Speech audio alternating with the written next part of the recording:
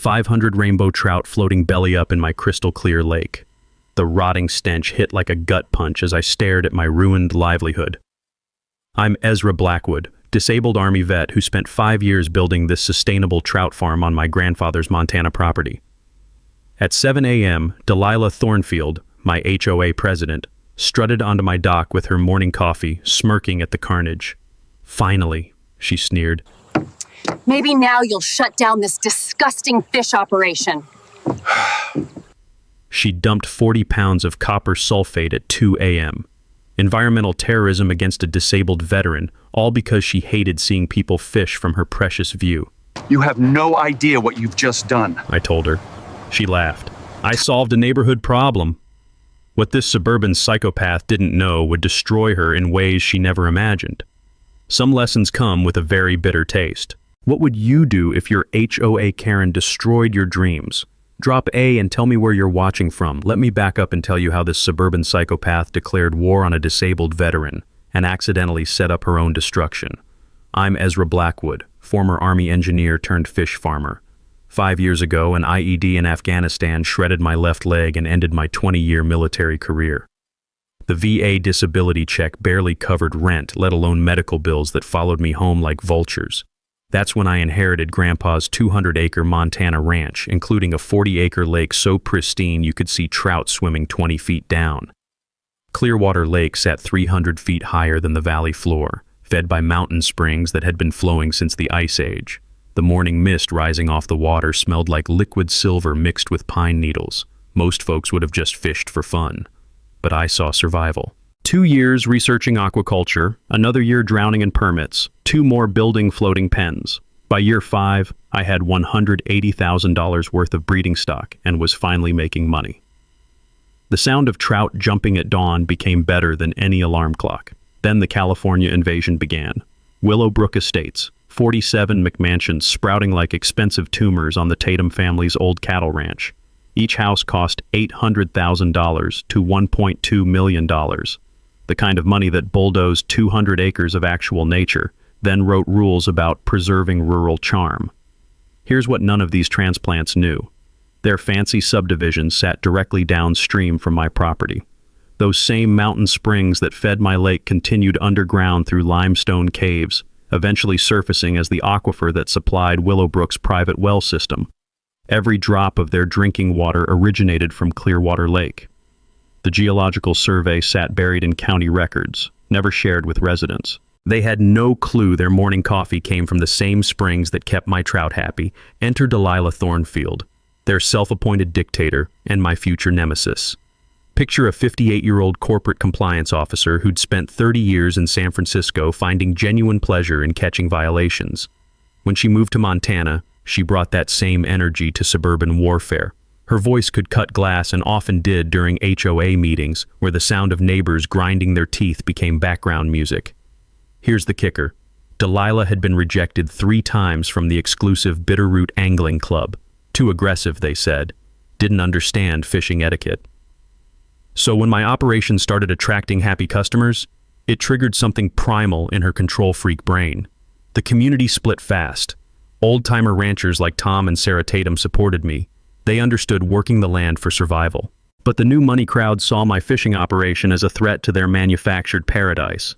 The trouble escalated when Billy Redstone, a local fishing guide, started bringing clients to my lake. Nothing crazy, maybe 15 people on busy days, but enough to send Delilah into overdrive. Her first attack came on a Tuesday morning that started peaceful enough. I was feeding my trout, watching them rise like silver coins in the sunlight when gravel crunched under expensive heels. "Mr. Blackwood, your fishing circus ends today." Delilah stood at my property line in a power suit that cost more than my monthly disability check, clutching a manila folder like a weapon. The diesel exhaust from her idling BMW mixed with the clean lake air like pollution invading paradise. "Morning," I said, not stopping my routine. "Don't be cute." She opened her folder with surgical precision. "Your commercial operation violates our covenant 4.7b. All fishing activities must cease immediately, and you'll install an 8-foot privacy fence along the entire shoreline. Cost estimate, $47,000. The morning mist suddenly felt arctic. "Ma'am, this is my property. Your covenants don't apply here." Her smile could have frozen the lake solid. "Watch me prove you wrong, soldier boy. You have 30 days to comply or we'll file injunctions, zoning complaints, and nuisance lawsuits until you're buried in legal fees." She handed me a formal violation notice, the paper crackling in the mountain breeze like dried leaves. "Some of us understand property values, Mr. Blackwood. Your little hobby is costing us real money." What this suburban terrorist didn't realize was that her quest to eliminate fishing would soon contaminate the very water flowing from her kitchen tap. Sometimes karma works through geology. Delilah wasn't bluffing about the legal warfare. Within 48 hours, my mailbox looked like a paper shredder had vomited official documents. County zoning complaints, environmental violation reports, business license challenges. She'd filed everything except a complaint about my morning coffee being too loud.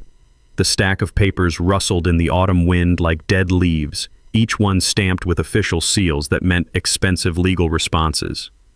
Then came the surprise inspection. County Inspector Jake Morrison showed up Thursday morning while I was checking my aeration systems. I'd learned from other aquaculture operators that hostile inspectors could shut you down for months, even when you're completely legal. One guy in Missoula told me an inspector once cited him for insufficient fish happiness documentation. Apparently that's a real thing. Jake climbed out of his truck looking like he'd rather be auditing a sewage treatment plant.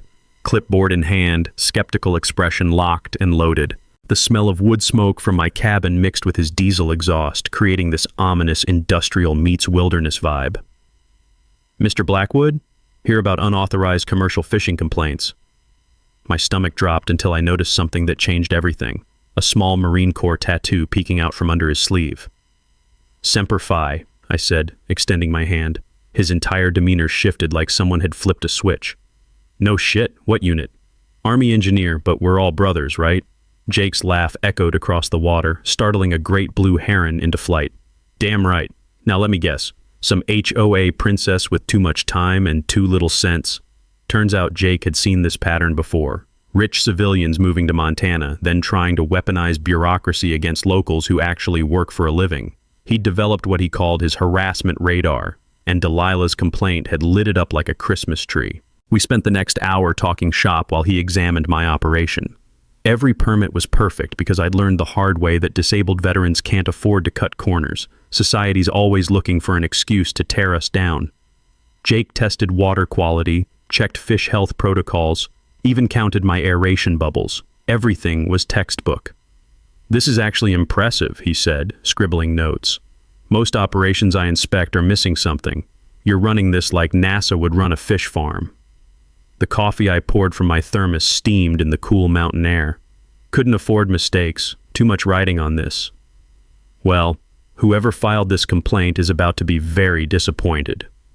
Jake's pen scratched across his clipboard with the sound of vindication. "I'm recommending your facility as a model for sustainable practices." Sir, here's something most people don't know. When an inspector files a harassment complaint against the person who initiated the inspection, it creates a paper trail that can protect you in court. Jake explained this while documenting Delilah's obvious targeting of a disabled veteran's legal business. 3 days later, his report hit both our mailboxes simultaneously. It didn't just clear me, it demolished Delilah's credibility. Jake's assessment praised my exceptional environmental stewardship and specifically noted that complaints appeared inconsistent with observed conditions and potentially motivated by personal animus rather than legitimate regulatory concerns. The sound you heard echoing across 3 counties was Delilah's sanity snapping. She escalated immediately, filing complaints with the state environmental agency about groundwater contamination. Pure fiction, but it triggered another round of paperwork warfare.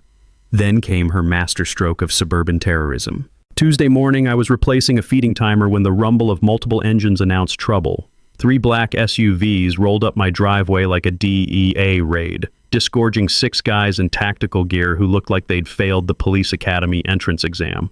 "Sir, step away from the water," their leader announced through a bullhorn that could have woken fish in Canada. Area under investigation for environmental violations. The metallic taste of adrenaline filled my mouth as Delilah emerged from the lead SUV, clipboard clutched like a weapon, and wearing an expression of pure malicious joy. She'd hired private security to intimidate a disabled veteran off his own property. "Gentlemen," she announced with the authority of someone who'd watched too many police procedurals, "document all fishing equipment and evidence of unauthorized commercial activity. Mr. Blackwood needs education about legal compliance." 6 wannabe commandos started photographing my completely legal operation while their boots crunched across my gravel like an occupying army. One guy tried taking water samples until I informed him that would constitute theft of private property. "Ma'am, you're trespassing," I said, keeping my voice steady despite wanting to unleash some colorful army vocabulary. "We're conducting a lawful investigation," she purred with satisfaction. "Time for my countermove." I called Jake Morrison directly, putting him on speaker. "Jake, remember that harassment complaint? I've got 6 private contractors photographing my legal operation while my HOA president plays general." 30 minutes later, Jake arrived with 2 sheriff's deputies. Real law enforcement told fake law enforcement to pack up or face actual trespassing charges. Delilah's expensive intimidation squad retreated faster than French cavalry. Her face transformed from smug to murderous as her tactical theater drove away. "This isn't over," she hissed. "No, ma'am," I replied. "But next time, maybe hire people who understand property law." Delilah's humiliation with the security theater only made her more dangerous. Like a cornered rattlesnake, she got creative and twice as venomous. 2 weeks later, Billy Redstone called with panic in his voice. "Ezra, they're blocking the county road. Posted signs, hired guards, turning away my clients like we're trying to access Fort Knox." I drove down to investigate and found Delilah's masterstroke. Private property, no trespassing signs along the public easement that provided legal access to Clearwater Lake. 2 guards in matching polo shirts operated from a portable booth, rejecting confused families like bouncers at an exclusive nightclub. The diesel generator powering their operation mixed its exhaust with frustrated parents idling cars, creating this toxic cloud of bureaucratic stupidity. Kids pressed against car windows, fishing rods unused, while Derek, the lead guard whose neck was thicker than most people's thighs, consulted his clipboard like it contained nuclear launch codes. "Excuse me," I said, approaching his little kingdom. "This is a county easement. You can't block public access." Derek squinted at me with the concentration of someone trying to remember if 2 + 2 = fish. "Ma'am says whole area's private now. HOA business." Here's something most people don't realize. Blocking public easements is a federal crime when it interferes with interstate commerce. Billy's fishing guide business brought clients from 3 states, making Delilah's blockade technically a violation of the Commerce Clause. Not that Derek would understand constitutional law if it bit him on his oversized posterior. But Delilah's real nuclear option arrived 3 days later, taped to my door like a declaration of war. A nuisance lawsuit demanding immediate cessation of all fishing activities, plus $50,000 in damages for diminished property values and community disruption. 23 pages of pure legal fiction claiming my 15-person daily operation somehow equaled running a motorcycle rally in a retirement home. The papers rustled in the mountain wind like whispered threats, each paragraph more divorced from reality than the last. The strategy was classically wealthy: weaponize the court system against someone who can't afford prolonged legal warfare. Even winning costs money when you're fighting frivolous lawsuits. She was betting my disability income would crack under sustained legal pressure. That's when fate delivered an unexpected ally. Emma Vasquez, reporter for the Bitterroot Valley News, had been investigating rural gentrification conflicts. But she wasn't just any journalist. She was a former military spouse whose ex-husband had struggled with similar post-service business challenges. When she heard about armed guards blocking public fishing access, it triggered personal memories of bureaucratic harassment. She arrived Saturday morning with a photographer. Timing that seemed coincidental until I learned she'd been monitoring police scanner traffic and knew exactly when confrontations were likely. The money shot practically staged itself. Derek turning away a disabled veteran trying to take his grandson fishing. The kid couldn't have been 8 years old, clutching a tiny rod and wearing a Future Marine t-shirt that broke your heart. "Sir, access denied," Derek announced with the authority of someone who'd finally found a job that didn't require actual thinking. "But Grandpa promised we'd catch trout," the boy said, his disappointment echoing across the parking area like a knife through every decent person's soul. Emma's photographer captured the perfect image of American injustice. Powerful people blocking children from enjoying public land. But the real drama exploded when Delilah arrived to personally supervise her blockade operation.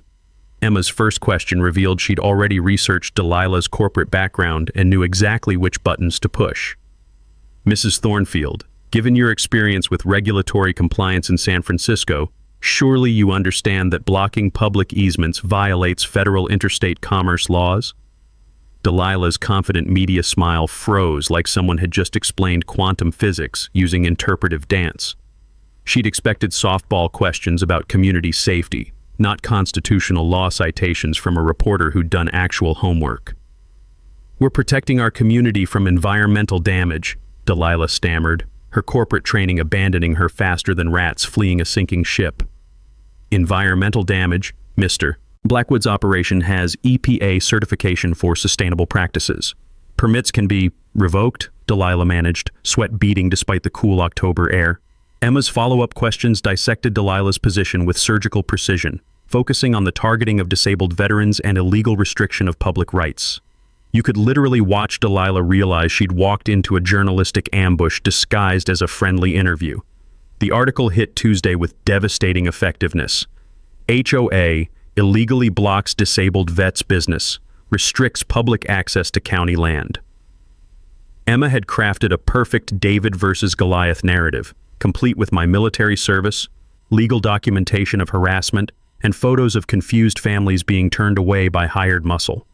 The story exploded across social media like wildfire in August, shared by veterans organizations from Billings to Bozeman. Within 48 hours, the county attorney's office, already monitoring HOA overreach in wealthy subdivisions, ordered Delilah to remove her illegal blockade or face federal prosecution. Derek's booth disappeared faster than dignity at a reality TV reunion show. Standing in her driveway as her hired authority figures packed up their unconstitutional operation, Delilah looked like someone had just explained that her winning lottery ticket was printed with invisible ink. "This isn't over," she snarled across the road. "Keep digging, ma'am," I replied. "Eventually you'll strike oil, or hell." What happened next proved that public humiliation had officially snapped Delilah's last functioning brain cell. The media coverage had destroyed her carefully crafted image. Social media was merciless. Memes of her blocking kids from fishing, comments comparing her to cartoon villains, veterans groups organizing boycotts of any business associated with Willowbrook Estates. Her LinkedIn profile went from community leader to internet laughingstock overnight. Normal people would have retreated. Delilah escalated.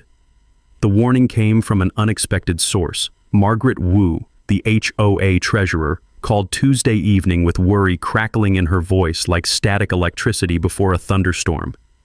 "Mr. Blackwood, I think you need to know. Delilah just authorized emergency spending for algae treatment chemicals. She claims your lake is contaminating our groundwater." My blood turned to ice water. Every aquaculture operator has heard horror stories about neighbor poisoning disputes. Usually it involves antifreeze and personal grudges, but this felt different. More calculated, more insane. "What kind of chemicals, Margaret?" "Copper sulfate, 40 pounds. She said the county environmental office recommended immediate application to prevent contamination spread." Copper sulfate. The name hit like a slap. Small doses control algae. Large doses commit fish genocide. 40 pounds could sterilize a lake and leave it looking deceptively pristine, the perfect crime for someone who didn't understand aquatic ecosystems. I'd been researching online forums where frustrated property owners discussed pest control solutions for unwanted neighbors. The advice was always the same. Copper sulfate leaves no obvious evidence, kills everything quietly, and can be blamed on natural algae blooms. Delilah had obviously done her homework on environmental terrorism. I spent 3 sleepless nights on patrol, checking my property like a paranoid security guard. Motion cameras, irregular schedules, even sleeping with windows open to catch unusual sounds. The October air carried every noise across the water. Owl calls, beaver tail slaps, the distant rumble of late-night truckers on Highway 93. She struck during the new moon, when darkness was absolute. The attack happened at 2:17 a.m. on a Tuesday, captured by the wildlife camera I'd installed to monitor beaver activity. Never thought it would document a felony in progress. I woke Wednesday to environmental apocalypse. The stench hit first. Industrial accident mixed with rotting seafood thick enough to taste. Then the visual horror. Hundreds of rainbow trout floating belly up across Clearwater Lake's surface like silver coins scattered in a toxic fountain. My $180,000 breeding stock. 5 years of careful work. Gone. The emotional impact felt like taking shrapnel all over again. That moment when your brain struggles to process devastating loss. These fish weren't just inventory. They were my proof that a broken-down veteran could build something meaningful from nothing. Billy Redstone arrived within minutes, took one look at the carnage, and started photographing evidence. His camera shutter clicked like Morse code against the morning silence while dead fish lapped against the shoreline with each gentle wave. "This isn't natural die-off," he said grimly.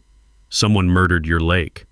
Wildlife Officer Rebecca Torres arrived 2 hours later with testing equipment that looked like something from CS Wine.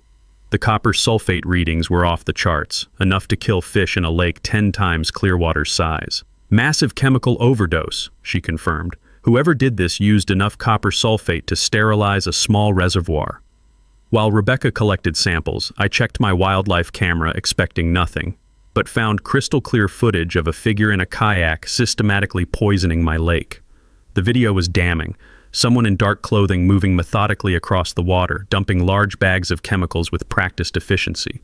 The timestamp showed 2:17 a.m., and the vehicle license plate was just visible enough for enhancement. But here's where Delilah's corporate background failed her. She'd used the HOA credit card for the chemical purchase, creating a paper trail that even a mall security guard could follow.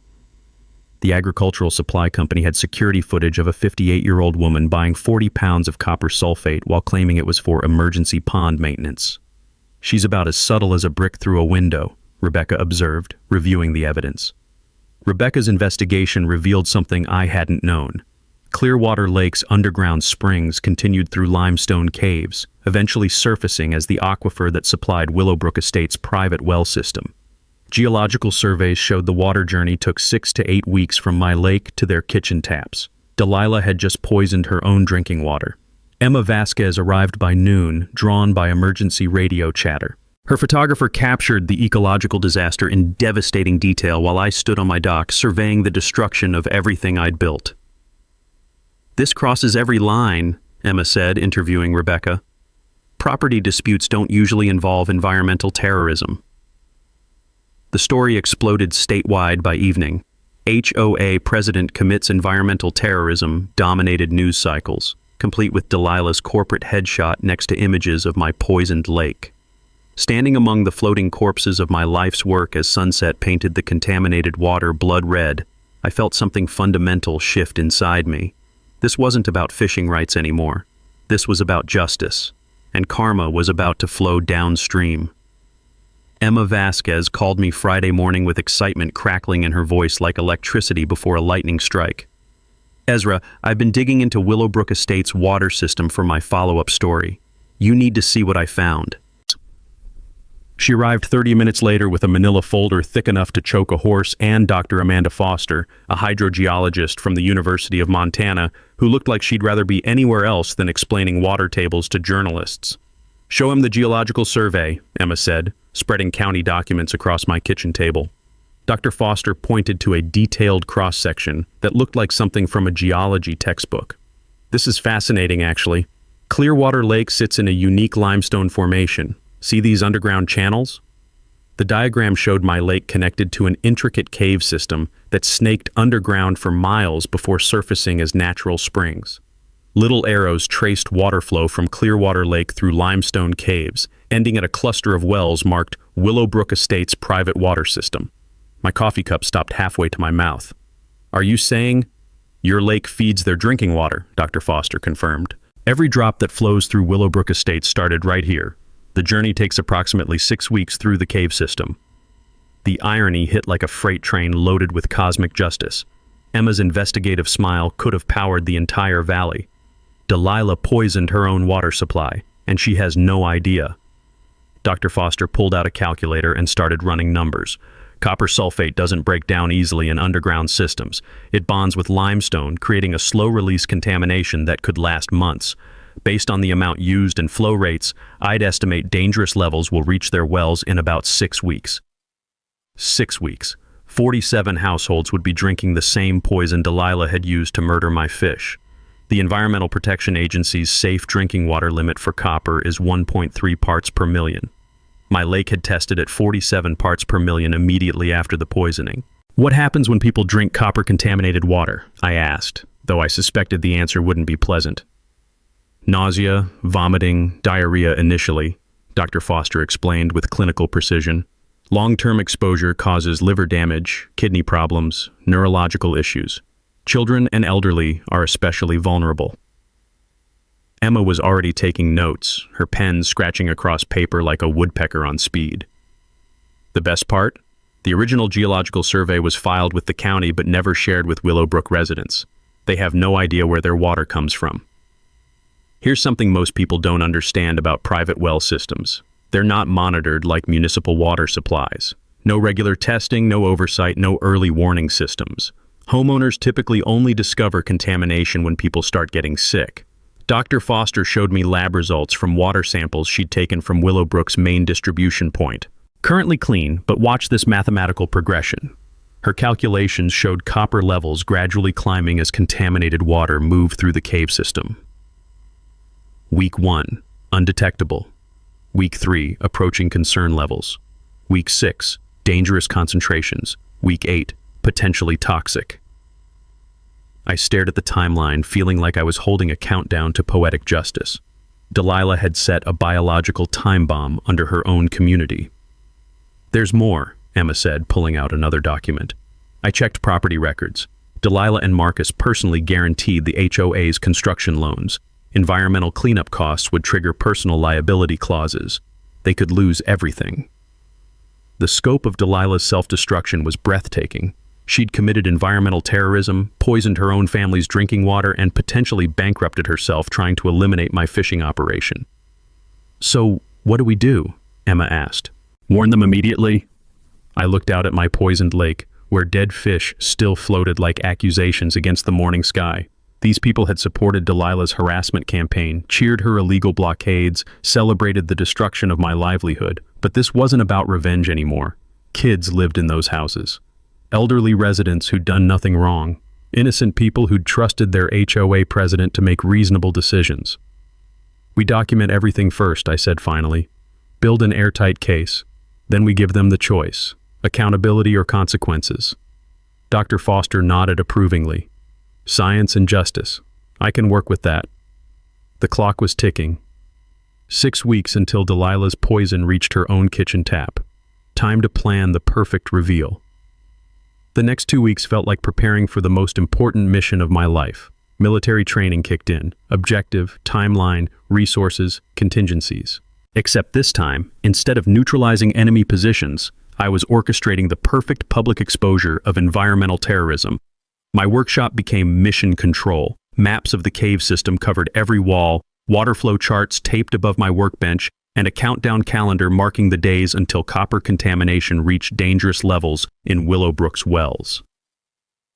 The smell of sawdust and machine oil filled the air as I built what I was calling Operation Clearwater. The centerpiece was brilliantly simple. 2 identical 50-gallon aquarium tanks that would demonstrate the water connection in real time during the HOA's annual meeting. Tank 1 would contain clean spring water, with healthy trout swimming actively. Tank 2 would hold water from Willowbrook's current well supply, spiked with the same copper concentration that would soon flow from their kitchen taps. Dr. Foster helped me calculate the exact dosage. You want 15 parts per million, she explained, watching me mix the demonstration solution. High enough to kill fish quickly, low enough to be scientifically accurate for what they'll be drinking in 4 weeks.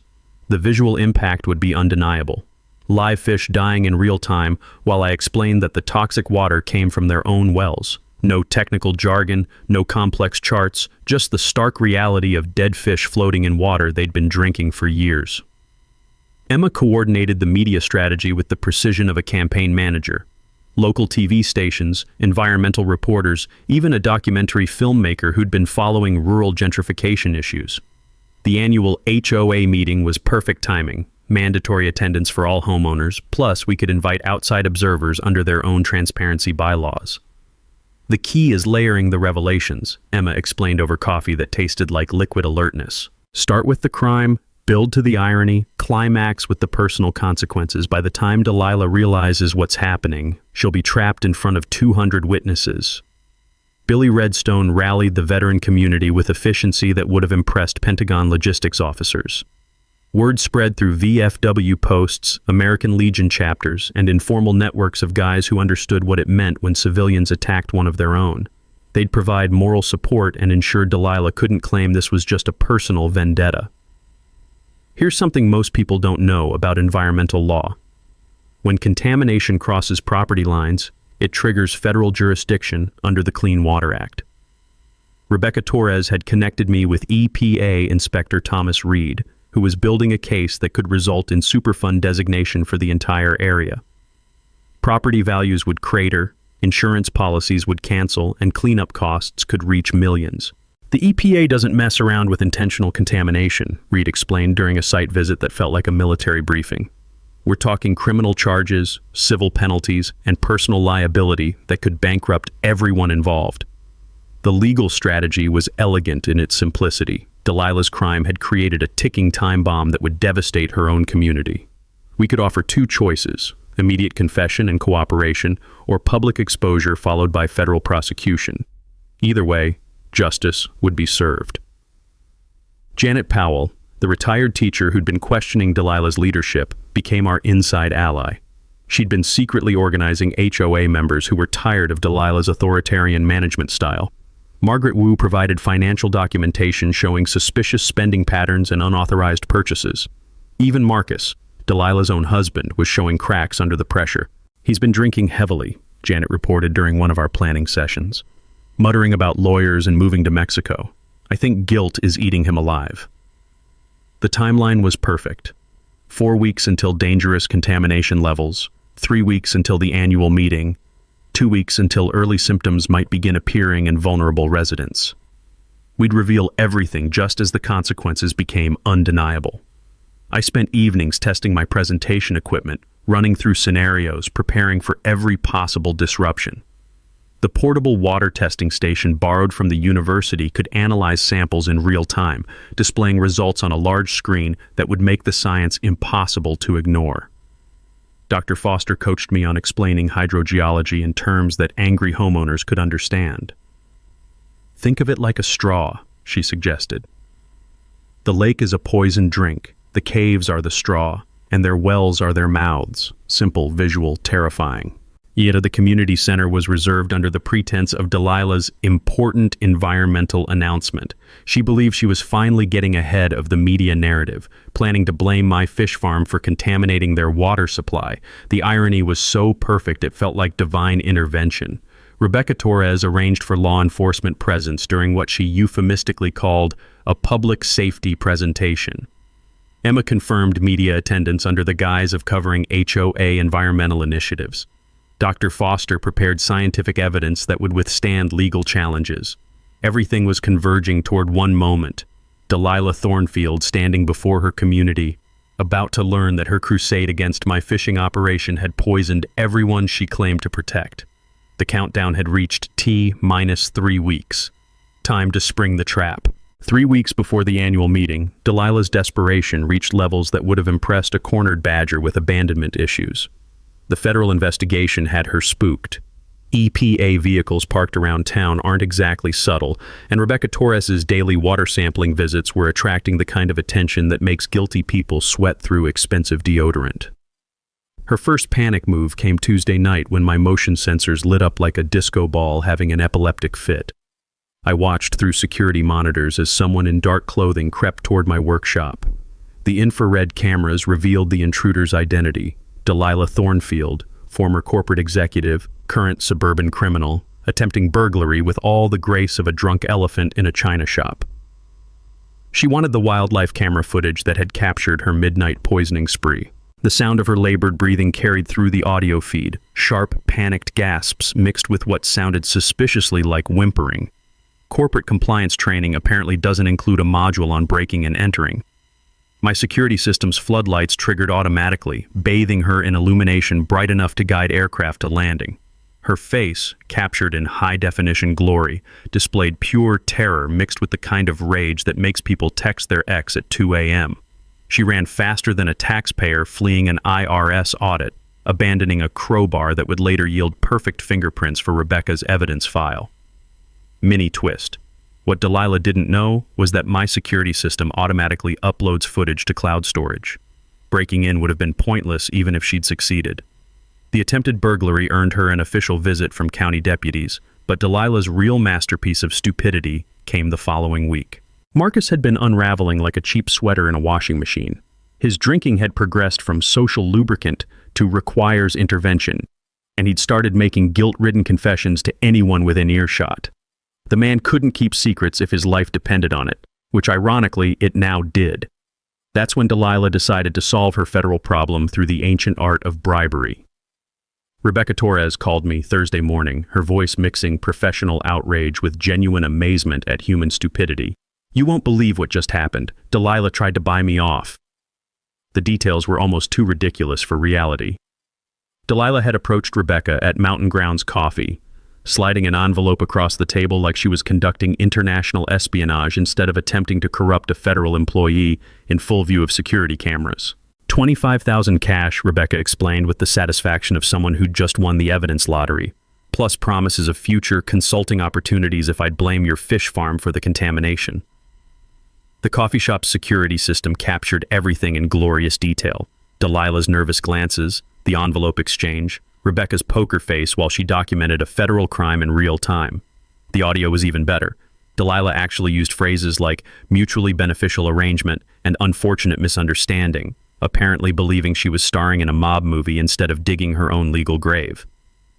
Here's something most people don't realize. Bribing federal officers carries a minimum 5-year sentence, and prosecutors treat recorded attempts like Christmas morning. Rebecca's body camera had captured every word, every gesture, every beat of nervous sweat.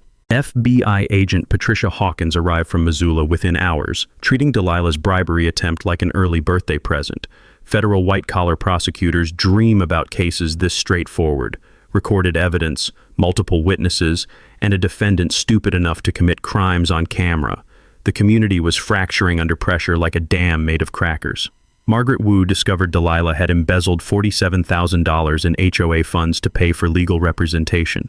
Janet Powell's resistance movement was growing stronger, demanding emergency meetings to remove their criminal president. Even loyal supporters were distancing themselves faster than people evacuating a gas leak. Marcus's psychological breakdown accelerated like a runaway freight train.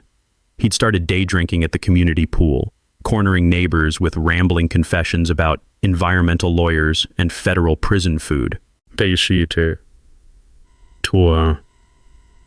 metallic smell of fear mixed with chlorine and desperation created an atmosphere thick enough to cut with a knife. Dr. Foster's water testing showed copper levels climbing steadily through the cave system. 15 days until dangerous concentrations, 10 days until the annual meeting, 5 days until sensitive residents might start experiencing symptoms. The timeline was tightening like a noose around Delilah's neck. Her final act of desperation came Sunday evening, attempting to withdraw the family's entire savings account. Bank security protocols triggered when she tried to access $89,000 cash for immediate travel expenses.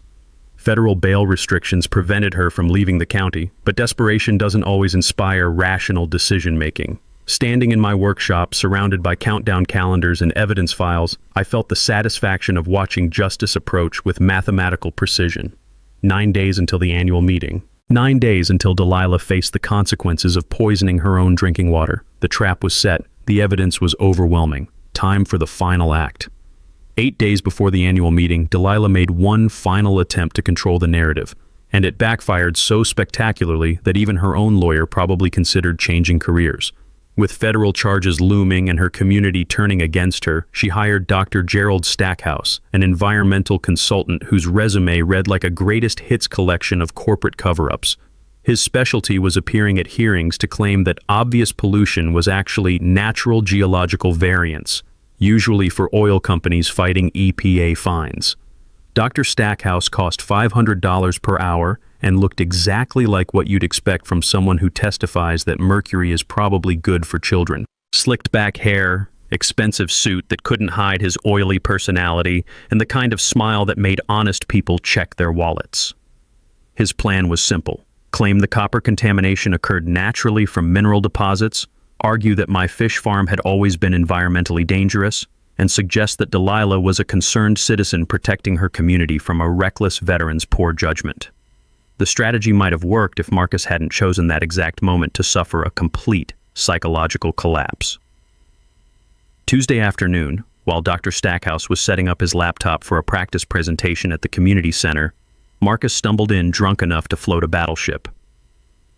The smell of bourbon mixed with desperation filled the room like a toxic cloud as he interrupted the rehearsal with a confession that would have impressed a Catholic priest. "Stop lying for her," Marcus shouted, swaying like a tree in a hurricane.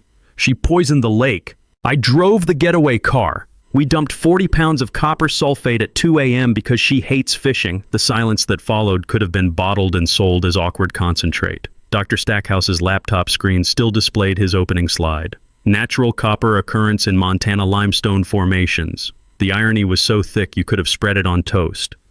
Mini twist. What nobody knew was that Janet Powell had been secretly recording HOA meetings for months, documenting Delilah's authoritarian behavior. Her phone captured Marcus's entire confession in crystal-clear audio. Margaret Wu, who'd been taking meeting notes, dropped her pen like it was radioactive.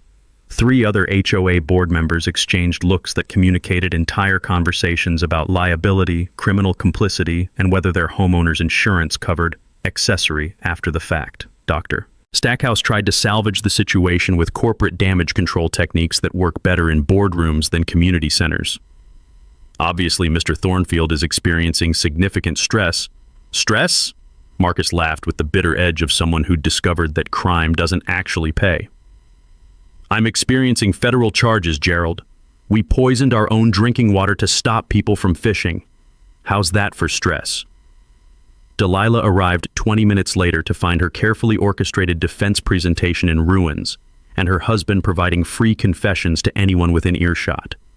Her face went through more expressions than a mime having a seizure: surprise, rage, panic, and finally the hollow look of someone realizing their elaborate schemes had crumbled like a house of cards in a tornado. "Marcus, shut up," she hissed, but the damage was already spreading like spilled coffee on important documents. Janet Powell's recording was uploaded to social media within hours. The audio of Marcus confessing to environmental terrorism, while Delilah's expensive expert sat helplessly in the background, became the most shared content in Bitterroot Valley history. Local news stations played it hourly. Environmental groups shared it nationally. Even late-night comedy shows picked up the story of the HOA president who poisoned herself while trying to eliminate fishing. The community's remaining support for Delilah evaporated faster than water in the Sahara. Residents who'd defended her authoritarian management style suddenly remembered urgent business elsewhere when she appeared in public. The Willowbrook Estates Facebook group became a digital lynch mob demanding her immediate resignation. Dr. Stackhouse withdrew from the case faster than a vampire fleeing sunrise, citing irreconcilable differences with client objectives. And his parting advice was reportedly, plead guilty and hope for federal prison with a good library. Meanwhile, Dr. Foster's water testing showed copper concentrations approaching dangerous levels in the cave system.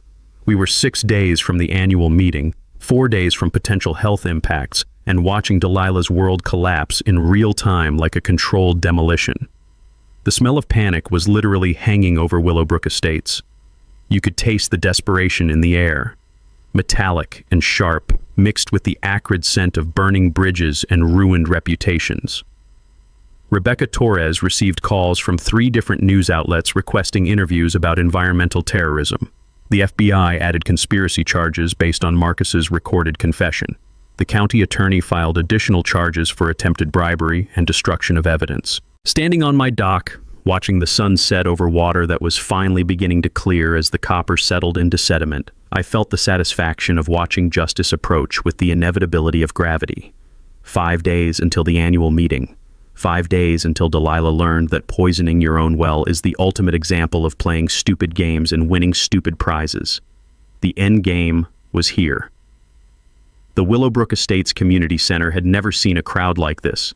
200 people packed into a space designed for 50, with news cameras creating a forest of tripods and reporters treating this like the environmental crime story of the decade. I arrived early with my dual aquarium setup, watching Dr. Foster calibrate testing equipment that looked like something from a space mission. The morning air carried the metallic scent of nervous sweat mixed with the ozone smell of too much electronic equipment running in one room. Tank 1 contained crystal-clear spring water with 6 healthy rainbow trout swimming actively. Tank 2 held water from Willowbrook's wells, dosed with the exact copper concentration they'd be drinking in 72 hours. The visual setup was impossible to ignore. Life versus death, separated by identical glass containers. Delilah entered at exactly 10 a.m., flanked by a lawyer who looked like he'd rather be defending serial killers than environmental terrorists. Her power suit couldn't hide the hollow-eyed desperation of someone who'd spent the last week watching her world collapse in real time. Marcus wasn't with her. He was in federal custody after violating bail conditions by attempting to flee to Canada. The crowd's reaction was immediate and hostile. Residents who'd trusted her leadership for 3 years now faced potential health crises, plummeting property values, and federal cleanup costs that could bankrupt the entire community. The sound of 200 angry people whispering created a buzz like a disturbed hornet's nest. Emma Vasquez had positioned cameras for maximum impact. Local TV, regional news outlets, even environmental documentarians who'd driven from Seattle to capture what prosecutors were calling Montana's worst case of intentional water contamination. I stepped to the microphone as silence fell like a heavy curtain. Ladies and gentlemen, my name is Ezra Blackwood. 3 weeks ago, someone poisoned my lake with 40 pounds of copper sulfate, killing $180,000 worth of fish overnight. The crowd's attention focused like a laser beam. Dr. Foster activated the large display screen, showing geological cross-sections of the underground cave system connecting Clearwater Lake to Willowbrook's wells. Here's what the person responsible didn't know, I continued, watching Delilah's face drain of color as understanding dawned. Your drinking water comes from the same lake she poisoned.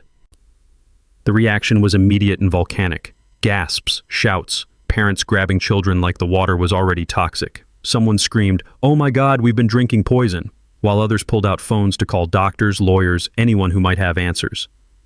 Dr. Foster's presentation was devastating in its simplicity. Water flow patterns, contamination timelines, and copper concentration graphs that showed dangerous levels approaching their wells within days, not weeks. The person who poisoned Mr. Blackwood's fish, Dr. Foster explained with scientific precision, essentially poisoned your entire water supply. Peak toxicity will occur in approximately 72 hours. That's when I revealed the real-time demonstration. This is your water supply, I said, pointing to Tank 2. Same copper concentration you'll be drinking by Thursday. I added 6 healthy trout to the contaminated tank. The fish began showing distress immediately. Erratic swimming, gasping at the surface, the unmistakable signs of copper poisoning. Within minutes, the first fish went belly up, floating like a silver accusation in toxic water. The visual impact was undeniable. Live fish dying in water identical to what flowed from their kitchen taps. No technical explanations needed, no complex charts required, just the stark reality of poisoned water killing living creatures in real time. The crowd's fury turned laser-focused on Delilah. 200 people who'd trusted her judgment now understood she'd committed environmental terrorism against her own community. "How could you do this to us?" shouted Janet Powell, her teacher's voice cutting through the chaos like a blade. "You poisoned our children!" FBI agent Patricia Hawkins stepped forward as Delilah tried to leave. "Delilah Thornfield, you're under arrest for environmental terrorism, conspiracy, bribery of federal officers, and reckless endangerment of public health." The handcuffs clicking shut echoed through the stunned silence like the closing of a book. Cameras captured every moment as federal agents escorted the woman who'd destroyed her own community's water supply while trying to eliminate a disabled veteran's fishing operation. But the moment that sealed her fate came when I offered her a glass of water from Tank 2. "Mrs. Thornfield," I said, my voice carrying across the silent room, "since you think this water is safe enough for your neighbor's children, would you like to take a drink?" The glass sat on the table between us, copper-contaminated water that matched exactly what would flow from her kitchen tap in 3 days. Every eye in the room focused on her face as she stared at the toxic water she'd created through her own hatred and stupidity. She couldn't speak, couldn't move, couldn't do anything except stand there while 200 witnesses and a dozen cameras captured the moment she realized the full scope of her self-destruction. "That's what I thought," I said quietly. The mic drop moment was complete. justice served with scientific precision and community witness. 18 months later, Clearwater Lake sparkled like liquid diamonds under the Montana sun, cleaner than it had been before Delilah's attack. Sometimes destruction clears the way for something better. The immediate aftermath had been chaos, but the kind of productive chaos that builds stronger communities.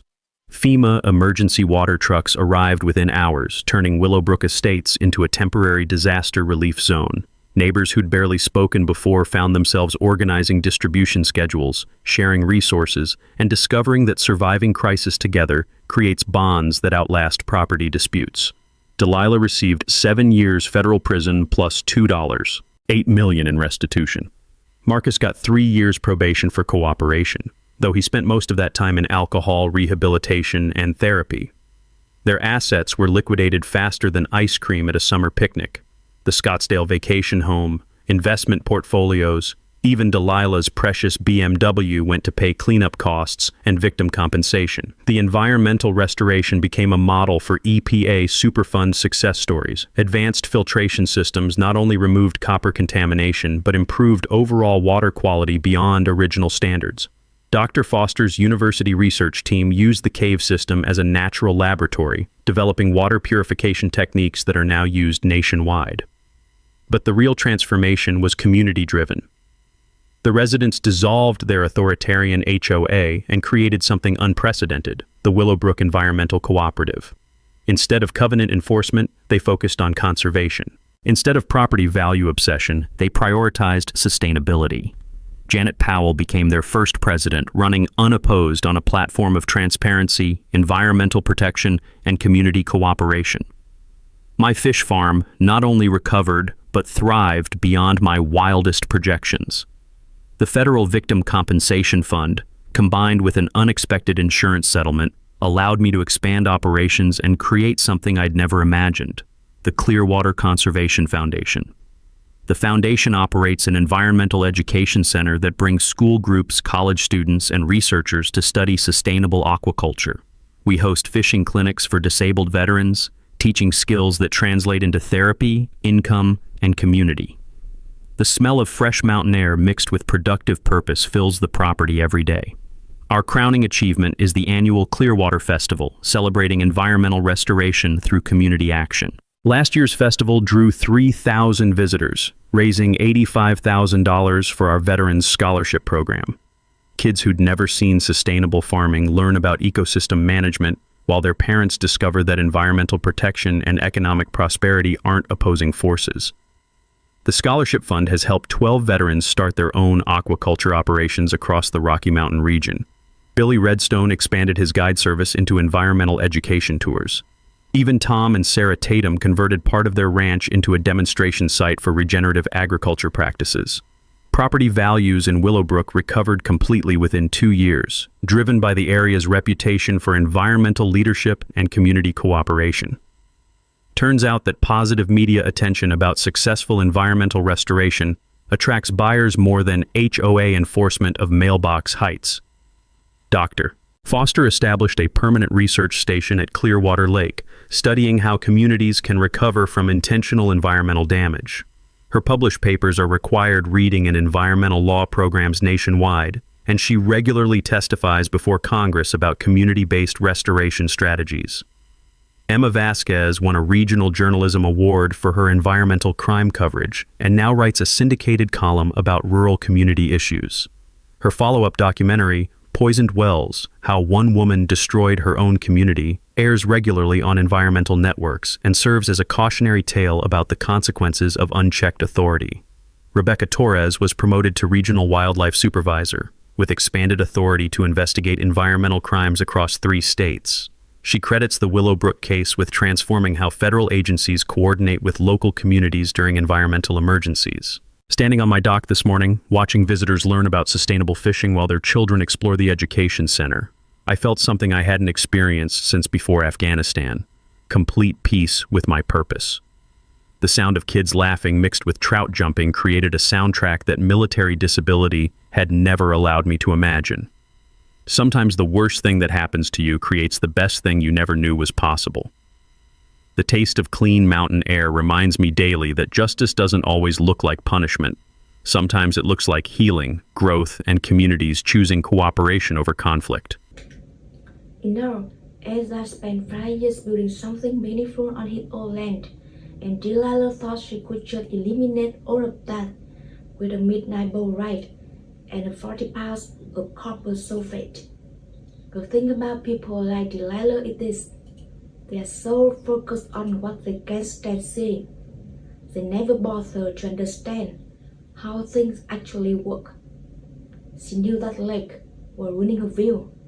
What she didn't know was where her morning coffee water came from.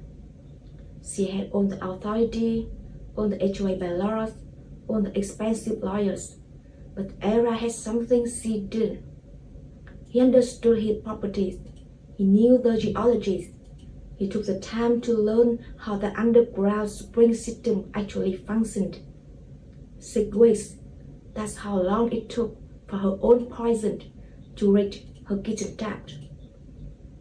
6 weeks of thinking she won, while the consequences were literally flowing toward her house underground.